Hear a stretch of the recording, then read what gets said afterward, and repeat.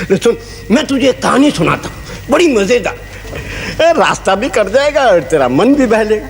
Soon. Okay, so welcome to another story. So I have a question. Have you ever had a holiday where you have planned so many things, but somehow the days just disappear like this? Well, मेरो साथमा त्यस्तै भइरहेछ हैन. It's been more than a week since my holiday started, and honestly, सोचेको केही भएको छैन है. सोचेको केही भएको छैन. So I started my holiday with Grah Puja, and after that I just did Langpang. सुत्यो उठ्यो खायो बस्यो बोल्यो यतिकै भयो. And I didn't do any productive things. Then things changed. We had a guest at home, right? So I gave up my room and started sleeping in our temple room, mandir room ma sutn thale ta ma. Since then my routine changed completely. बिहान अलिकति अस्तितिर ढिलो उठ्थ्यो, अब छिटो उठ्न थाल्यो, ढिलो सुत्थ्यो, छिटो सुत्न थाल्यो है. And help with the house hold things गरिरहेको थियो, सधैँ पनि गरिरहने, तर अहिले चाहिँ एक्स्ट्रा भएको थियो अलिकति होइन.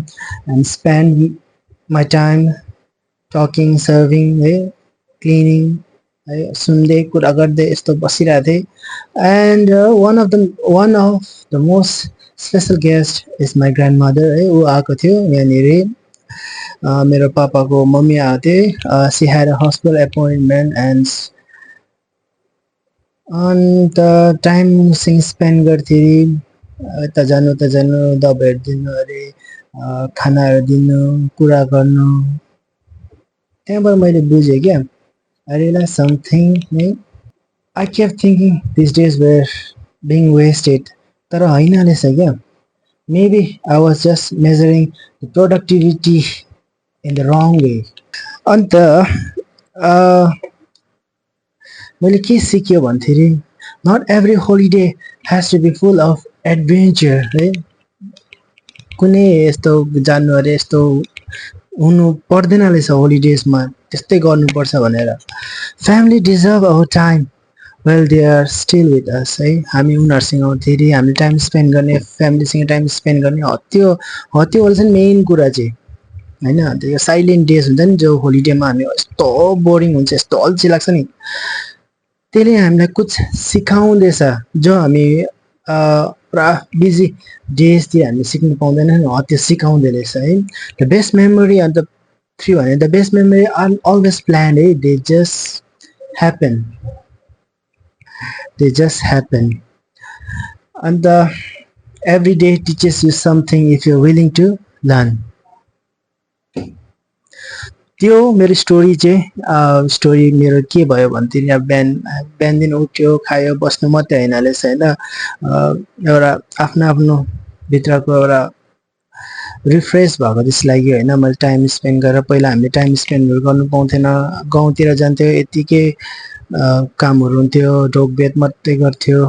त्यहाँबाट अहिले चाहिँ अब अलिकति टाइम स्पेन्ड गर्दाखेरि मैले भ्यालु थाहा पाएँ नि त. एज अ ग्रान्ड सन है, मैले उसलाई एउटा कर्तव्य मैले निभाउँदैछ भनेर, कर्तव्य मैले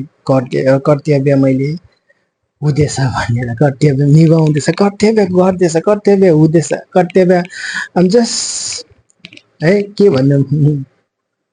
होप यु विल अन्डरस्ट्यान्ड मैले के भनेर. तर यो रियलाइज चाहिँ कहिले भयो भन्दाखेरि, जहिले कोही छैन नि, सबै गइसक्छ नि हतेरै,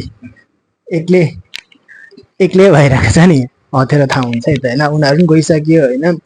त्यसले गर्दा अहिले त्यो बुद्धि आएर भर्खर बुद्धि आएर मात्रै मैले यो भिडियो बनाउँदैछु है त है. अब कन्टेन्ट केही छैन, त्यस्तै ल्याङफ्याङ बोल्ने मात्रै हो, त्यो गरेर मात्रै.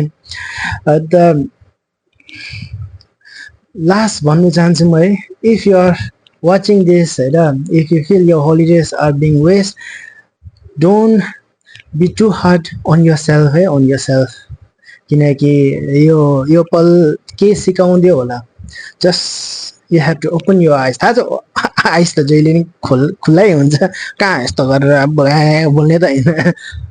आँखा खुल्लै हुन्छ तर पनि त you have to know way to learn way to stop way to begin है त जस्तो हो त्यो भन्नु खोजेको मैले चाहिँ केही छैन यो स्टोरीमा त्यति मात्रै अन्त एन्डिङ गरिदिइहालौँ है this holiday may not be exciting for me है for me till now maybe फ्युचरमा के हुन्छ कहीँ जान्छु होला है त्यही भएर but maybe the silent days are the ones है I will remember the most अरूभन्दा अरू होलिडेज भन्दा यो चाहिँ म यादगार हुने रहेछ मेरो चाहिँ यति टाइमहरू भएको यस्तो क्वालिटी टाइम विथ फ्यामिली भनेर हो त्यसले गर्दा यो स्टोरीमा चाहिँ स्टोरीको टाइटल टाँसो हुनुपर्छ र भनेर सोचेको थियो हेरौँ अब म राख्छु सकेछ भने कमेन्ट गरिदिनु सकेनछ भने होस्